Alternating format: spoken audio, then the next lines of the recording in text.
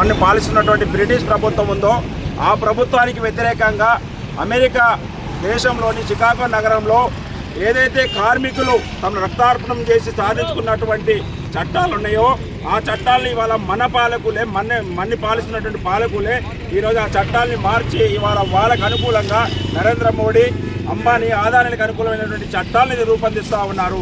ఈ చట్టాల వల్ల ఈ దేశంలో ఉన్నటువంటి 50 కోట్ల మంది కార్మికులు ఎవరైతే ఉన్నారో వారికి జరగరాని నష్టం జరుగుతూ ఉంది.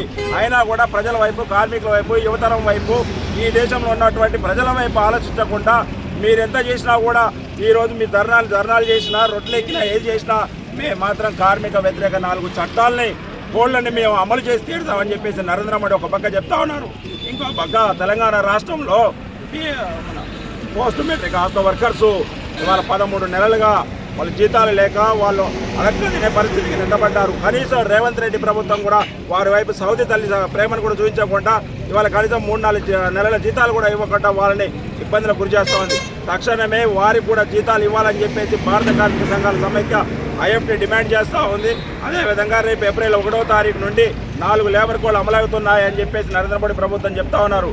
ఏదైతే కార్మిక లోకం ఉన్నారో కార్మికులందరూ కూడా రొట్టెలెక్కి నినాదించినప్పుడే మన సమస్యలు పరిష్కరించుకోగలుగుతాం. లేకపోతే ఆ కార్పొరేట్ కంపెనీలకు మనం దారదత్తం చేసినట్టు అవుతుందని చెప్పేసి భారత కార్మిక సంఘాల సమైక్య డిమాండ్ చేస్తుంది.